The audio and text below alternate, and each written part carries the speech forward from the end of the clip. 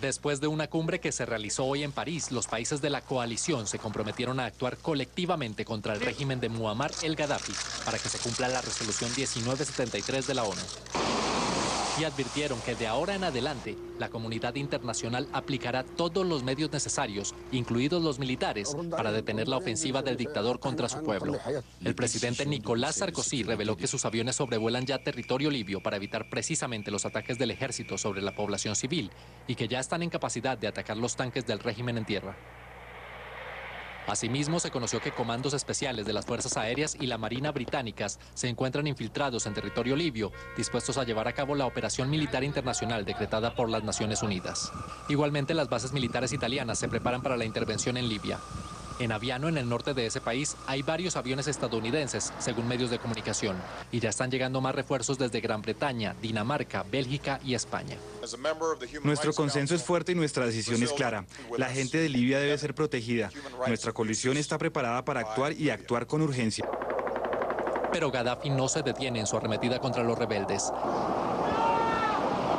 Estas imágenes muestran cómo un avión que los milicianos se robaron fue derribado por las fuerzas gadafistas. Incluso el presidente del Consejo Nacional de Transición de Libia denunció que 8 personas murieron por la ofensiva que el régimen ha lanzado contra los opositores y advirtió que el dictador planea exterminar a la población en este bastión rebelde.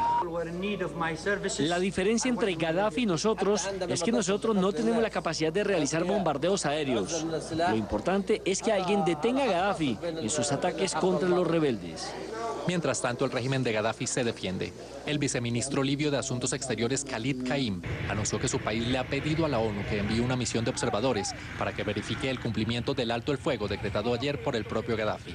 Invito al secretario general de las Naciones Unidas a que envíe una misión lo antes posible a Libia para que vea los hechos como son, porque creemos que hay crímenes de lesa humanidad cometidos por los rebeldes en Bengasi en los últimos días.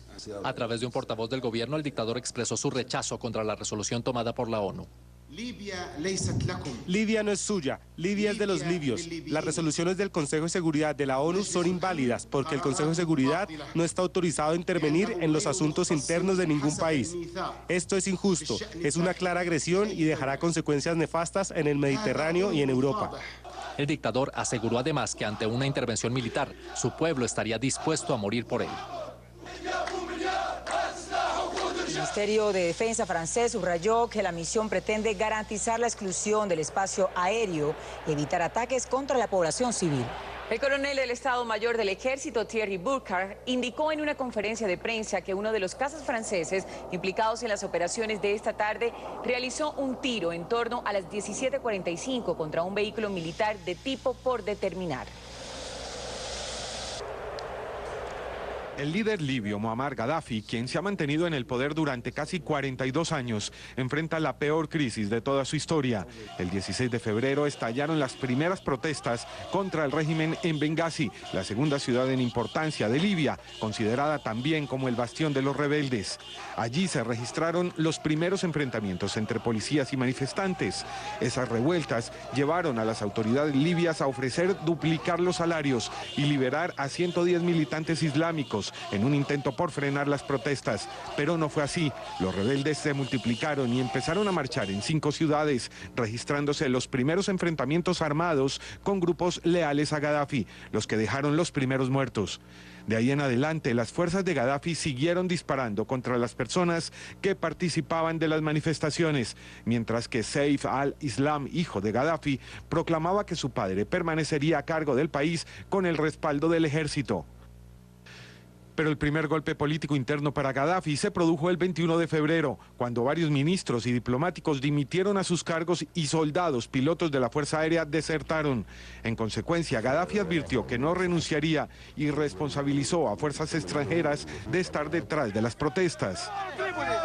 Hoy la ubicación estratégica de tropas es evidente. Las fuerzas de la OTAN se encuentran ubicadas en el Mediterráneo con bases aéreas, bases navales y bases militares. Por su parte, Libia se prepara para cualquier ataque, con 12 bases aéreas, 6 bases navales y 7 militares, que fueron declaradas en estado de alerta máxima.